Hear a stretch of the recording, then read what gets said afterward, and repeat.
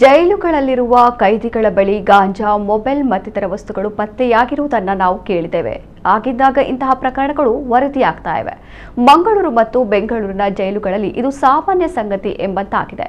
ಇದೀಗ ಶಿವಮೊಗ್ಗದ ಜೈಲಿನಲ್ಲಿ ಜೈಲು ಸಿಬ್ಬಂದಿ ಬಳಿಯೇ ಗಾಂಜಾ ಪತ್ತೆಯಾಗಿದೆ. ಇದು ಬೇಲಿಯೇ ಇದ್ದು ಹೊಲಮೇಯ್ದ ಘಟನೆಯಂತಾಗಿದೆ.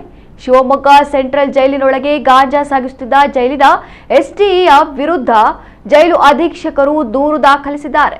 ಸೆಂಟ್ರಲ್ ಜೈಲಿನಲ್ಲಿ ದ್ವಿತೀಯ ದರ್ಜೆ ಸಹಾಯಕನಾಗಿ ಕಾರ್ಯನಿರ್ವಹಿಸುತ್ತಿದ್ದ ಸಾತ್ವಿಕ್ ಎಂಬಾತ ಇಂದು ಬೆಳಗ್ಗೆ ಎಂದಿನಂತೆ ಕರ್ತವ್ಯಕ್ಕೆ ಹಾಜರಾಗಿದ್ದ.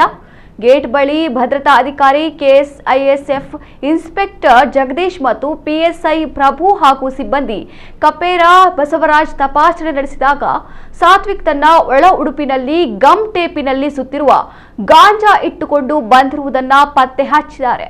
ಆರೋಪಿಯಿಂದ 170 ಗ್ರಾಂ ಗಾಂಜಾ ವಶಪಡಿಸಿಕೊಂಡು ತುಂಗಾನಗರ ಠಾಣೆಯಲ್ಲಿ ದೂರು ದಾಖಲಿಸಿದ್ದಾರೆ.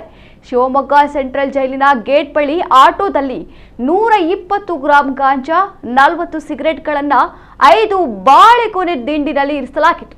ಅನುಮಾನಗೊಂಡು ಪರಿಶೀಲನೆ ನಡೆಸಿದಾಗ ಗಾಂಜಾ ಇರುವುದು ಪತ್ತೆಯಾಗಿದ್ದು, ಜೈಲು ಅಧೀಕ್ಷಕ ರಂಗನಾಥ್ ದೂರಿನ ಮೇರೆಗೆ ತುಂಗಾನಗರ ಠಾಣೆಯಲ್ಲಿ ಪ್ರಕರಣ ದಾಖಲಾಗಿದೆ.